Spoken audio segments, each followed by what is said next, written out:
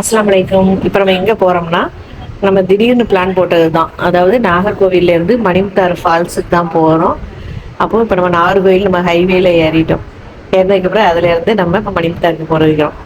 எங்களோட நீங்கள் ஃப்ரீயாக இருந்தீங்கன்னா அந்த வீடியோவை பார்த்துக்கிடுங்க.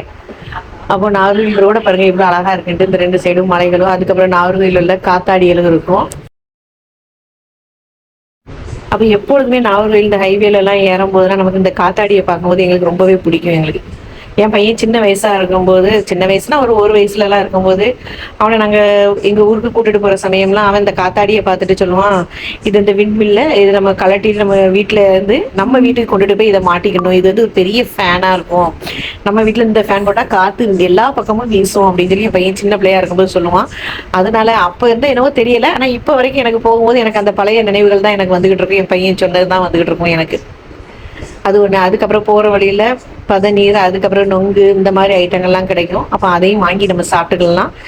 ரெண்டாவது என்னடானா, நம்ம இந்த மாதிரி இடங்களுக்கு போகும்போது நம்ம வீட்டிலேயே நமக்கு சமையல் செஞ்சு கொண்டுட்டு போனால் ரொம்பவே டேஸ்ட்டு அதிகமாக இருக்கும். ஏன்னா வீட்டில் சாப்பிட்றத விட வெளியில் சாப்பிடும்போது அதோட டேஸ்ட்டும் நல்லா இருக்கும். ரெண்டாவது நாங்கள் என்னடானா இன்னைக்கு திடீர்னு கிளம்புனதுனால எங்களால் சமையல்லாம் எங்களுக்கு பண்ண முடியல. இப்போ மணிமுத்தார் ஃபால்ஸுக்கு வந்தாச்சு. இப்போ அது மேலே ஏறணும் போதே ஒரு சோதனை சாவடி உண்டு. அப்போ அதிலலாம் நம்ம செக் பண்ணிட்டு தான் உள்ளே போடுவாங்க.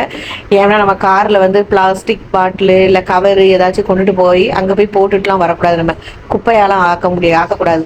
அதனால நம்மளை செக் பண்ணி தான் நம்மளை மேலே விடுவாங்க. அப்போ அப்படிதான் நம்ம போயிட்டு வந்தோம். ஆனால் அவங்க வச்சிருக்கிறதுக்கு மாதிரியே தான் அங்கேயும் இடங்களும் நல்ல நீட்டாகவே தான் இருந்தது. இது அங்கே உள்ள ரோடை பாருங்கள், ஃபுல்லாக அதில் ஹேர்பின் ரோடாகவே தான் இருக்கும். ஆனால் சில பேருக்கு வாமிட்டிங் வரும், சில பேருக்கு அது ஒன்றும் பிரச்சனை இல்லை. ஏன்னா போய் பழகினவங்களுக்கு பிரச்சனை ஒன்றுமே இருக்காது. அதனால இப்போ நாங்களும் இப்போ அப்படி தான் போனது. ஆனால் ரோடெல்லாம் பார்க்கும்போது வெறும் காடாக தான் இருக்கும். நமக்கு வண்டி மட்டும் தான் தனியாக போகிற மாதிரியே தான் நமக்கு தோணும். அப்பப்போ அங்கே மணிமுத்தார் ஃபால்ஸுக்கு மேலே வந்தாச்சு. இங்கே பாருங்கள் தண்ணி ஒரு சைடில் ஓடையிலையும் ஒழுகி போய்கிட்டு இருக்கு. இனி ஃபால்ஸ் இந்த தண்ணி நல்ல நீட்டாக சுத்தமாக கிடக்கு. ஆனால் இது உள்ளலாம் நம்ம இறங்கலாம் முடியாது. சுற்றி இந்த மாதிரி கம்பி போட்டு வச்சுருக்காங்க, உள்ளே இறங்கக்கூடாதுன்னு சொல்லிட்டு அதுலேயே அங்கே போர்டில் எழுதியும் வச்சுருக்காங்க. ஏன்னா இதெல்லாம் ஒரு அபாயகரமானதுன்னு எழுதி வச்சுருக்காங்க. அப்போ நாங்கள் எல்லாரும் இனி குளிக்கிறதுக்காண்டி இறங்கி போய்கிட்டே இருக்கோம். இப்படி ஒரு ஸ்டெப் உண்டு, இந்த ஸ்டெப் வழியாக தான் இறங்கி போகணும். தண்ணியில் போனதுமே நல்ல ஜில்லுன்னு இருந்தது. இதோட வீடியோ நான் நெக்ஸ்ட் வீடியோவும் நான் போடுறேன். அலைக்கும் சலாம்.